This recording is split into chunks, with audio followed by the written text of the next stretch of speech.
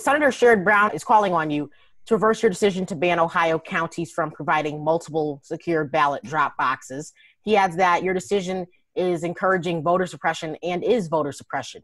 Why are you preventing these counties from making it easier for their residents to vote? You know, as a former Secretary of State himself, Senator Brown should know better than that. In Ohio, I can only carry out the laws that are enacted by the state legislature. I can't make up my own laws. I would love to see more drop boxes throughout the state of Ohio. I think it's a great thing. But the fact is that right now, because of the work that we've done, there are 88 of them available at every county board of elections. When he was Secretary of State, there were 0 drop boxes in the state of Ohio. So let's save the hyperbole and the rhetoric about voter suppression and that kind of thing for when it's really happening. And when there's real voter suppression, everybody should be able to call it out loud and clear and fight it, because it's an ugly thing. But when you're throwing that term around for your own political benefit when it doesn't apply, that's highly irresponsible. Senator Brown should know better than that. Senator Brown also claimed on CNN that you are working on behalf of President Trump. What is your response? Baloney. Absolute nonsense. I serve as the Secretary of State for all Ohioans. I wear the referee's jersey. No decisions that are made by myself or by my staff have any impact. We never take into account whether that's going to have a positive or negative impact on any candidate. By the way, from the presidential race on down to the last contest on the ballot, what we do is about making sure that every voice can be heard in the state of Ohio, that every voter has the opportunity to make their voice heard, that it's an honest contest, and whatever the voters decide is what we believe in. Democracy is like a religion. I mean, to me it is. It's like a faith. You've got to believe that the people have the power to make these decisions. And if you believe in democracy as deeply as I do, then you could never, ever even consider doing something with the motivation of trying to help one candidate or another. And again, as somebody who sat in this office himself as a former Secretary of State, he should know better. And he should know that that kind of talk is damaging to voter confidence. That kind of talk causes people to question the legitimacy of our elections. It's not right when the president talks that way. It's not right when Senator Brown talks that way. An elected official like that should know better. You are facing lawsuits from groups and organizations because they believe that you are, like Senator Brown says, are engaged in voter suppression. What are you going to do to make sure that every Ohioan has the chance to be heard in this upcoming election? Yeah, so the specific lawsuits that you're talking about, Jaden, were filed just recently, one by the Ohio Democratic Party. And again, you know, it's their job, I suppose, to play politics, and that's exactly what they're doing here. The other one was filed by the League of Women Voters. And I would say that with the League of Women Voters, we actually have an excellent working relationship. I talk very frequently with the leadership team of the League of Women Voters. Now let's go into the specifics of what those lawsuits are about. In the one, the Ohio Democratic Party claims that I have the ability to operate outside of the law and to create an online voter absentee ballot request system. To be clear, I've been trying to create an online absentee ballot request system for 5 years, but it requires a change in law, and the state law does not allow me to do that without, again, getting the permission of the state legislature.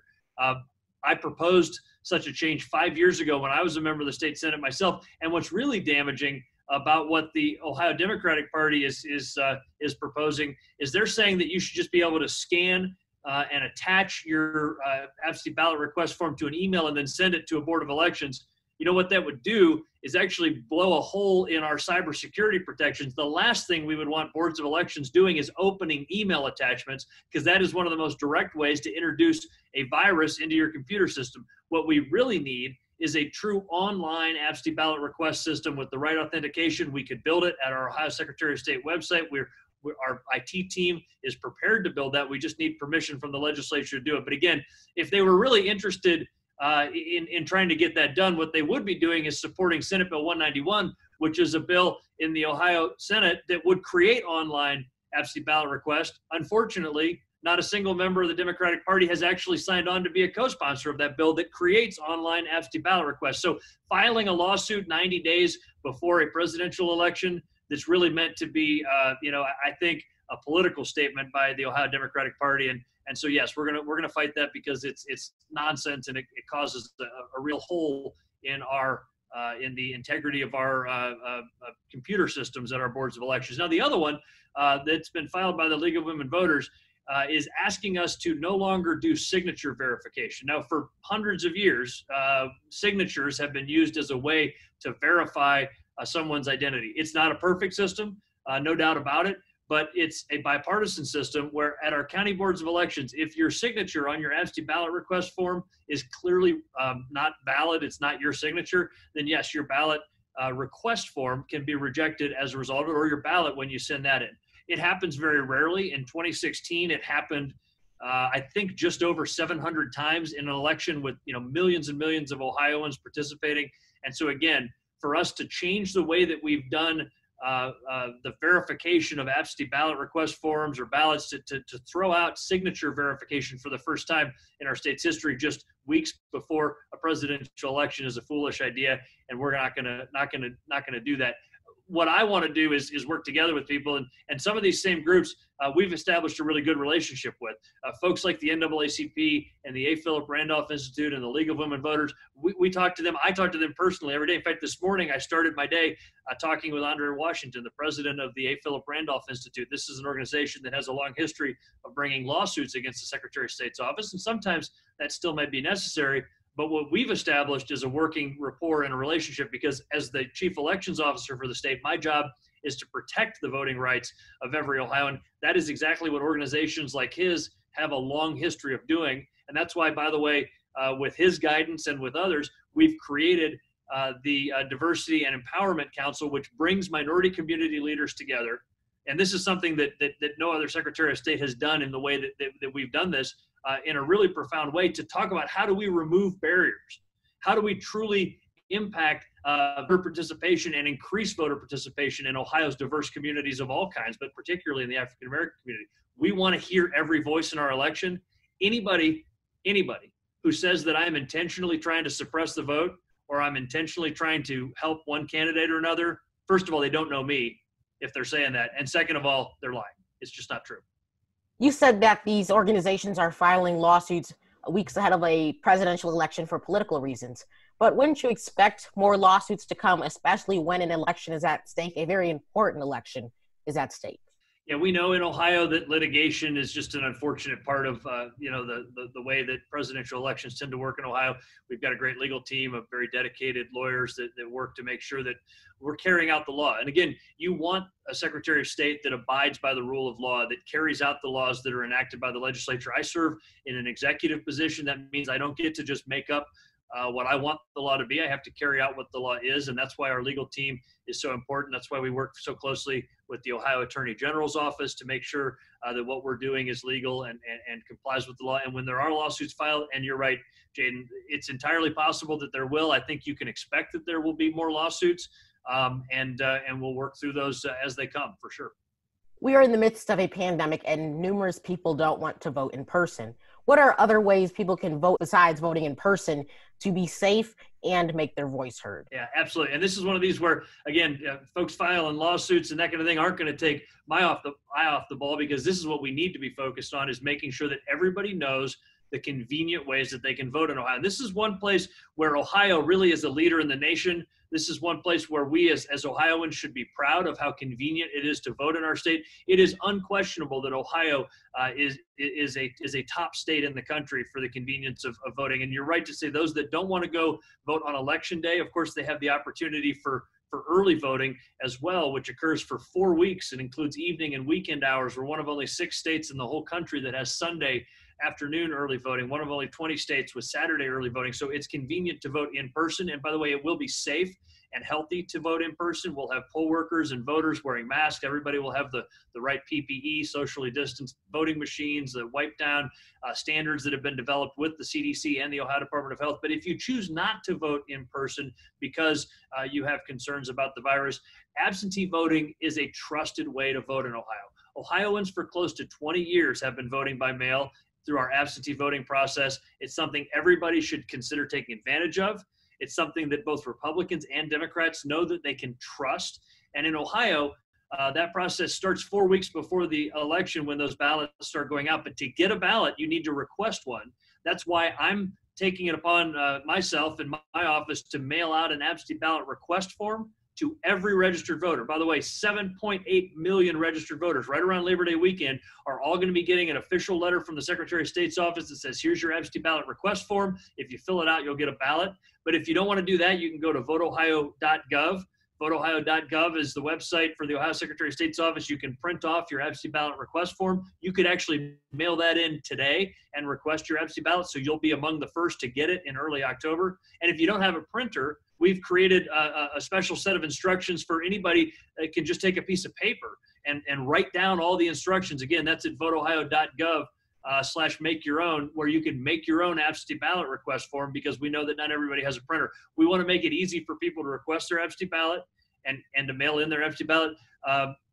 One thing that I'm doing right now is working to try to get the state legislature to authorize postage paid for those absentee ballot return envelopes. I've been trying to get that since April. I've just filed a request recently with the controlling board to release funds from my own budget to make those available to provide postage paid on those absentee ballot return envelopes. But one thing every voter should remember, Jaden, do not delay.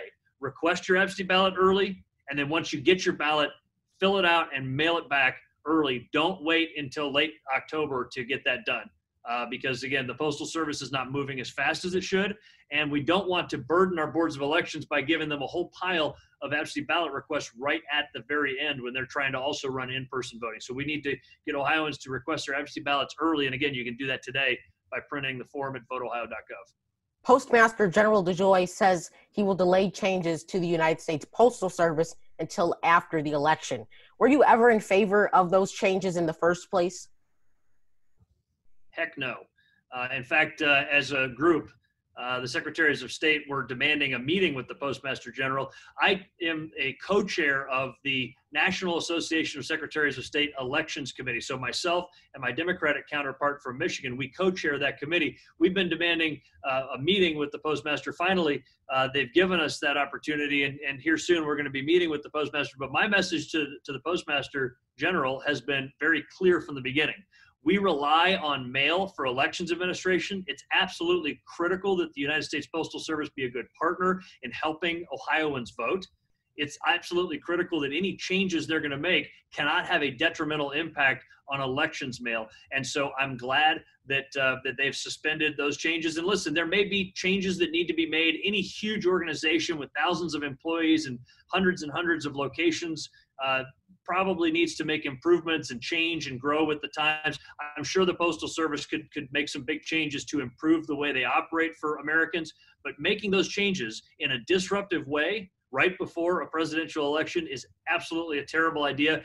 Jaden, the countdown clock behind me says that there are 47 days until early voting begins. This is not a time to be making changes to the way that the Postal Service operates or the way that elections run. We need to stay sort of steady and make sure that Ohioans have the ability to cast their ballot in a way that's safe and secure in the way that they know.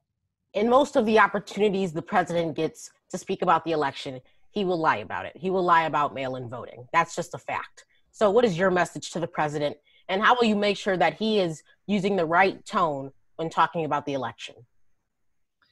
Yeah, you know, I think that for something to be a lie, there has to be intentionality with it. And I don't know what the president's intentions are as it relates to that. I can tell you that when the president talks about voting by mail and problems with voting by mail, I think what he really means to say is universal vote by mail, which means that, you know, certain states, unlike Ohio, where we require you to request your absentee ballot, in some states they just mail a ballot to everybody, whether you ask for one or not. I think that's the concern that he's raising. But certainly, I don't speak for him.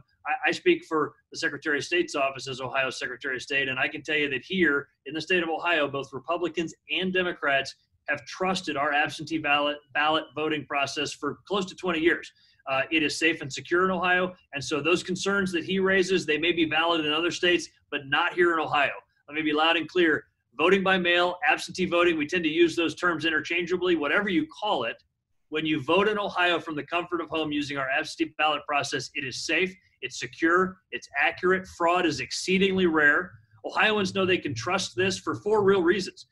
First of all, we maintain accurate voter rolls. We remove deceased voters from the rolls and those that move out of state, and we keep our rolls up to date and accurate. Second, in Ohio, We don't allow the practice of ballot harvesting, which has led to documented cases of fraud in other places. We don't allow that in Ohio, never have.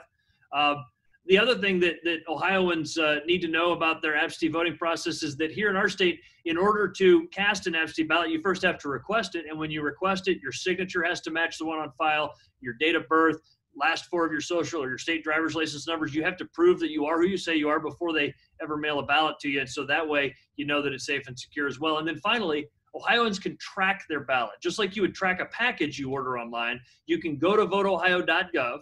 You can type in your name. You can't, but when you're 18, you can, right? You type in your name and address, and you can make sure that your absentee ballot was received back by the Board of Elections, and so you can know that your vote was counted. And so Ohioans can track their ballot and have that confidence when it's going to arrive at my house and when it's been received back by the Board of Elections. Voting absentee in Ohio is something Ohioans should do. We're trying to encourage it, and that's why, again, I'm sending out 7.8 million absentee ballot request forms with a self-addressed envelope here and going to go out right around Labor Day weekend. Ohio Secretary of State Frank LaRose, thanks for joining me. Thank you, Jaden.